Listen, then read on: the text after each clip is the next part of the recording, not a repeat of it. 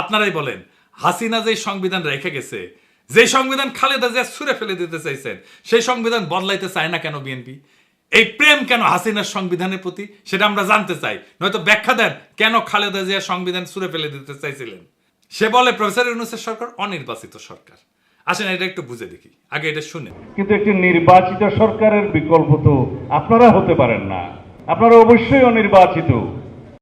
BNP কি আসলে নির্বাচন চায় নাকি নির্বাচন চায় না? বিএনপি নির্বাচন চাইলেও কোন নির্বাচন চায়? বিএনপির রাজনীতি নিয়ে এবং বিএনপি নির্বাচন চাওয়া নিয়ে অত্যন্ত গুরুত্বপূর্ণ বিশ্লেষণ করেছেন পিনাকি ভট্টাচার্য। তার আলোচনা আসলে বুঝতে পারবেন বিএনপি আসলে নির্বাচন চায় না। তাই না? সব জাতি গোষ্ঠীর শোভাযাত্রা, এমন কোনো গ্রুপ নাই বাংলাদেশে যা এই শোভাযাত্রা আসেনি। এইটাই আগামীর বাংলাদেশ। আগামীর বাংলাদেশ বাঙালির না, আগামীর বাংলাদেশ বাংলাদেশে বসবাস করা সব জাতিগোষ্ঠী। তারপরেও পন্দের আলো লিখে বাঙালির প্রাণের উৎসব। মাসুদ ভালো হবে কিন্তু পন্দের আলো ভালো হবে না। এর মধ্যে ছায়ানট তার বদমাইশি কিন্তু বন্ধ করেনি, বলিছে বাঙালি জাগবেই, সবাই মিলে সুন্দর দিন কাটানোর সময় ফিরবেই। বুঝেছাও? ফিরবেই, ফিরবেই মানে সময়টা চলে গেছে। আবার আপা যখন চট করে ফিরে আসবে তখন আবার সুন্দর দিন কাটাবে। আগে কি সুন্দর দিন কাটাইতাম, এখন কাটাইতে পারিতেছে না। আমি জানতাম এই বদমাইশি এরা করবে। ছায়ানট ভালো হইতে পয়সা লাগে না। ছায়ানট ভবনে গেলে ছাগলের খোয়ার বানাবো, সামেসি কোনে আওয়ামী বয়ান ফেরি করলে। এই জন্য বলছিলাম কি কয় কি গায় সেটা আগে থেকে দেখে নেওয়ার জন্য। যাই হোক, এবার আসি রাজনীতিতে। প্রথমে ঐক্য নিয়ে কথা বলি। হাসিনার বিরুদ্ধে লড়াই যারা করেছি তারা কেন ঐক্যবদ্ধ নাই? এটা একটা সাধারণ মানুষের প্রশ্ন। এই প্রশ্নটা সঙ্গত, আর এটাও সঙ্গত যে আমাদের ঐক্য থাকারও কথা না। দ্বিতীয় বিশ্বযুদ্ধে হিটলারের বিরুদ্ধে আমেরিকা, রাশিয়া, ব্রিটেন একসাথে লড়াই করেছে। এদের বলা হয় যে মিত্র বাহিনী। তো হিটলারের পতন হওয়ার পরে রাশিয়ার আমেরিকার মিত্রতা কি থাকিছে? থাকে নাই। এই দুই শক্তি ঠান্ডা যুদ্ধে লিপ্ত হয়েছে, তাই না? অত দূরে যাইতে হবে না। 1990 খালেদা জিয়ার হাসিনা ঐক্য ছিল না, তারা একসাথে এরশাদকে হটানোর লড়াই করেছে না, থাকছে ঐক্য থাকে নাই। হাসিনা বিরোধী ঐক্য নষ্ট করার দায় পড়ে বিএনপি। প্রথমে শুরু হইলো টেম্পু স্ট্যান্ড দখল, এখনো চলিচ্ছে। দেখেন তৃণমূলে নিজেরা নিজেরাই দখল নিয়ে মারপিট করিচ্ছে, আর বুড়ারা আছে ক্ষমতায় যাওয়ার জন্য নির্বাচন নির্বাচন নির্বাচন করে মুখে ফেনা তুলে ফেলেছে। গণতন্ত্রের জন্য নাকি নির্বাচন লাগবে, ডিসেম্বরের মধ্যেই নাকি নির্বাচন লাগবে। এই ডিসেম্বরের আগে বাংলাদেশের জাতীয় সংসদ নির্বাচনের ব্যবস্থা করবেন। শুনেন, এই সালাউদ্দিন সাহেব আগে কি কইছিল? আমরা সময় বেঁধে দিতে চাই না। সুতরাং গণতান্ত্রিক প্রক্রিয়ায় ফিরে যাওয়াটার বিষয়টি অগ্রাধিকার। তো সেই হিসাবে আমরা কোনো নির্ধারিত সময়সীমা রেখা আমরা বলতে চাই না। শুনেছেন? তো এখন সময় বেঁধে দিতে চায় কেন সালাউদ্দিন সাহেব? ইন্ডিয়ানরা কয়ে দিছে আপনি তো 9 বছর ওদের আতিথেয়তায় ছিলেন, আপনার দলের লোকেরাই তো মনে করে আপনি কম্প্রোমাইজ। আপনি ভারত সরকারের আশ্রয় থেকে রাজনৈতিক কর্মকাণ্ড চালাইতেন। কেমনে কেমনে আপনারা চালাইতে দিত?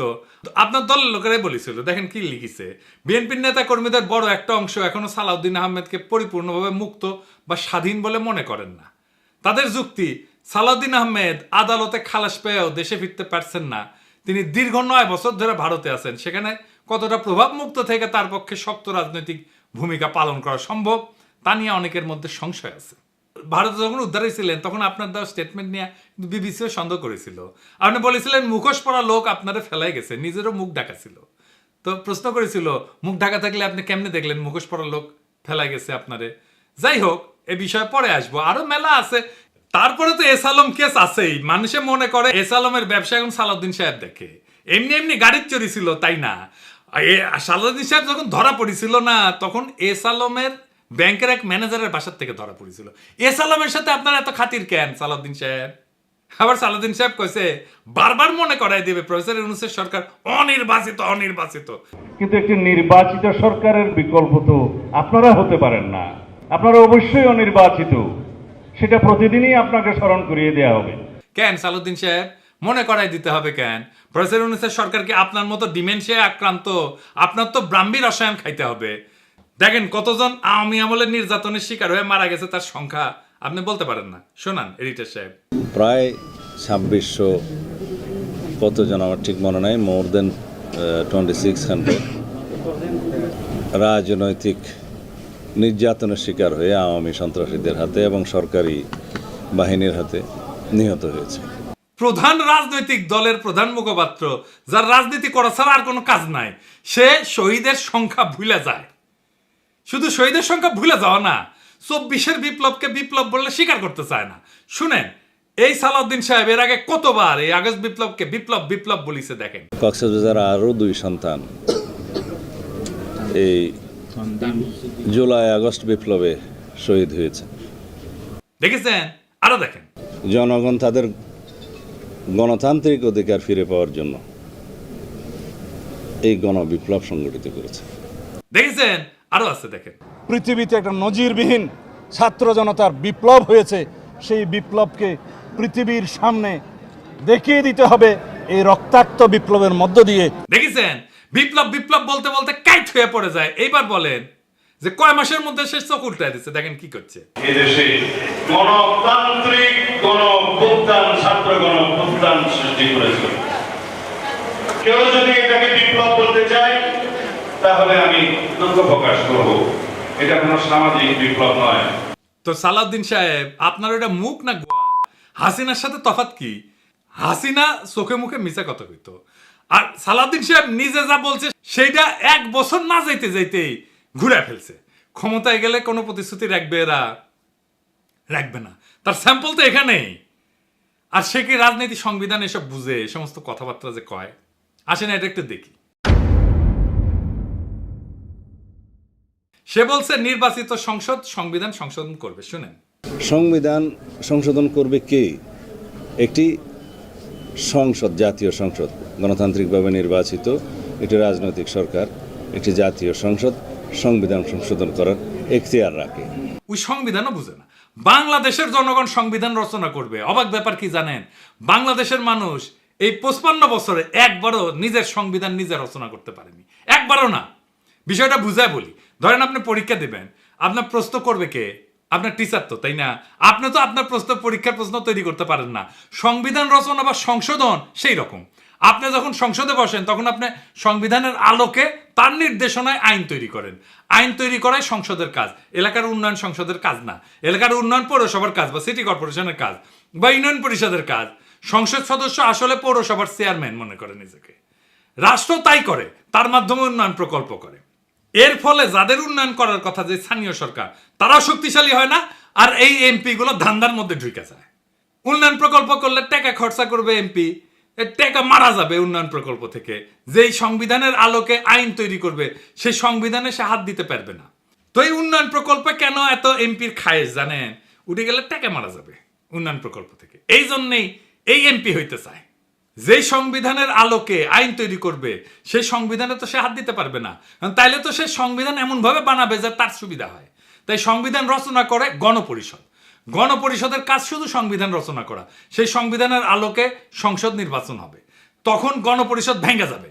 বিএনপি বলে আমরা নাকি নির্বাচন চাই না, মিছা কথা। আমরা নির্বাচন চাই, যত দ্রুত নির্বাচন সম্ভব সেটাই চাই, কিন্তু সেই নির্বাচন গণপরিষদের নির্বাচন, যা একটা নতুন সংবিধান রচনা করবে। বরং বিএনপি নির্বাচন চায় না, বিএনপি গণপরিষদ নির্বাচন চায় না। কারণ গণপরিষদ তো তাদের লুটপাটের রাস্তা বন্ধ করে দেবে নতুন সংবিধান লিখা, তাই তারা সংসদ নির্বাচন চায়। আপনারাই বলেন, হাসিনা যে সংবিধান রেখে গেছে, যে সংবিধান খালেদা জিয়া ছুঁড়ে ফেলে দিতে চাইছেন, সেই সংবিধান বদলাইতে চায় না কেন বিএনপি? এই প্রেম কেন হাসিনার সংবিধানের প্রতি, সেটা আমরা জানতে চাই। নয়তো ব্যাখ্যা দেন কেন খালেদা জিয়া সংবিধান ছুঁড়ে ফেলে দিতে চাইছিলেন। সে বলে প্রফেসর ইউনূসের সরকার অনির্বাচিত সরকার। আসেন এটা একটু বুঝে দেখি, আগে এটা শুনে। কিন্তু একটি নির্বাচিত সরকারের বিকল্প তো আপনারা হতে পারেন না। আপনারা অবশ্যই অনির্বাচিত, সেটা প্রতিদিনই আপনাকে স্মরণ করিয়ে দেওয়া হবে। সালাউদ্দিন সাহেব 1975-এর 7ই নভেম্বর থেকে 1978 সাল 3রা জুন পর্যন্ত জিয়াউর রহমানকে নির্বাচিত সরকার ছিল। দুনিয়ার কোথাও আছে অন্তর্বর্তীকালীন সরকার নির্বাচিত হয়? আন্দাবরি কথা বলেন কেন? নির্বাচিত অনির্বাচিত প্রশ্ন আসতেছে কেন? ওই যে ইন্ডিয়া বলে দিছে না আনইলেক্টেড সরকার, এটাই শিখাই দিছে ইন্ডিয়া বিএনপি, তাই জপিচ্ছে। ওই যে দিল্লি রয়টার্সে লেখা হইল না আনইলেক্টেড সরকার, এই যে দেখেছেন, an unelected interim government led by Nobel Peace Prize laureate Mohammad Yunus. ওই যে কইছে না ইংরেজিত কিবেন কইছে, ইংরেজিত যেহেতু কইছে ঠিকই কইছে। তারপর থেকে বিএনপি জপিচ্ছে আনইলেক্টেড অনির্বাচিত। আরে অন্তর্বর্তীকালীন সরকার তো অনির্বাচিত হয় রে বেকুব। প্রশ্ন হচ্ছে সরকার বৈধ কিনা। জি, এটা বৈধ সরকার। আপিল বিভাগের মতামত নিয়ে সরকার গঠন করেছে সুপ্পু। তো করে প্রিয় সুপ্পু, বিএনপি প্রিয় সুপ্পু, নাকি এখন সুপ্পু তিতা হয়ে গেছে? আইনের কোনো ফাঁক নাই কলে। আর এই সরকারের সকল কাজের বৈধতা দিবে সেটা সালাউদ্দিন সাহেবের দলই হোক বা অন্য কোনো দলই হোক, যেই আসুক ক্ষমতা। সালাউদ্দিন সাহেবের দলের আসার সম্ভাবনা কম, অন্য দলই হয়তো আসবে। পরবর্তী সরকার ক্ষমতা আসলে যার প্রথম কাজ হবে প্রফেসর ইউনূসের সরকারের সকল কাজকে বৈধতা দিয়ে আইন তৈরি করা। এটা তাকে করতেই হবে, না হলে তার সরকার অবৈধ হবে।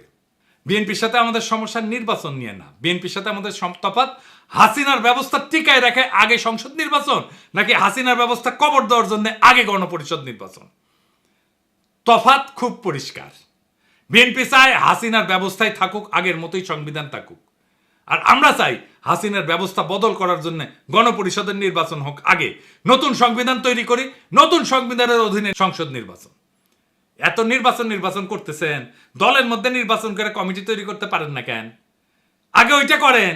নিজের দলের নির্বাচনের কালচার নাই, আর দেশের মানুষের শিখাইতে আসছে গণতন্ত্র আর নির্বাচন। খারান হাইসানি হ্যাঁ, আমি না ঘোড়ায় আসবো, দেখা যায়। এতদিন কোন কমিটিটা নির্বাচন করে আপনি করতে পারছেন? নিজের কোন কমিটি? নিজের কমিটি করতে পারেন না নির্বাচন করে, আর জাতীয় নির্বাচন নিয়ে মাথা খারাপ করে ফেলছেন। আর ভাই, আপনার তো দলেরই ঠিক নাই। মির্জা আব্বাস কয় এটা দ্বিতীয় স্বাধীনতা না। স্বাধীনতা দিবস প্রমাণ করবে যে দ্বিতীয় স্বাধীনতা বলে বাংলাদেশে কিছু নাই। সে নিজের দলের চেয়ারপারসনের বক্তব্য শুনে নাই। দেখেন তারেক রহমান কি বলে। 1971 এর মুক্তিযুদ্ধ আর 2024-এর মুক্তিযুদ্ধ, উভয় মুক্তিযুদ্ধেই জনগণের বার্তা একটি। কি সেটি? সেই বার্তা হলো শর্ত দিয়ে স্বাধীনতা হয় না। স্বাধীনতা প্রিয় জনগণ স্বাধীনতা অর্জন কিংবা স্বাধীনতা রক্ষায় কোনো শর্ত মানে না, মানতে রাজি না। গণহত্যাকারী স্বৈরাচারী হাসিনা পালিয়ে যাবার পরে বাংলাদেশ থেকে, প্রিয় বাংলাদেশ থেকে আমি যত মানুষের সাথে কথা বলেছি, প্রতিটি মানুষ অনুভূতি প্রকাশের প্রথম উচ্চারণ ছিল বাংলাদেশ স্বাধীন হয়েছে। স্বাধীন বাংলাদেশ থেকে বলছি। দেশ এবং জনগণকে স্বাধীন করতে গিয়ে চোখে মুখে বুকে গুলি আলিঙ্গন করা আবু সাইদ কিংবা মুগ্ধের মতন হাজারো ছাত্র ছাত্রী, তরুণ তরুণীকে প্রাণ বিসর্জন দিতে হয়েছে। শুনেছেন? এই দলের প্রধান নেতা বলে এক কথা, আর স্থায়ী কমিটির নেতা সারিন্দা বাজায় আর এক। এই দল দেশ চালানোর মতো লায়ক হয়েছে? আগে নির্বাচন দিয়ে কমিটি বানান, দেখি কেমন গণতন্ত্র এখানে, তারপরে দেশের গণতন্ত্রের ঠিকা নিয়েন। আপনি আসরি ধর্ম পরের শিখাও।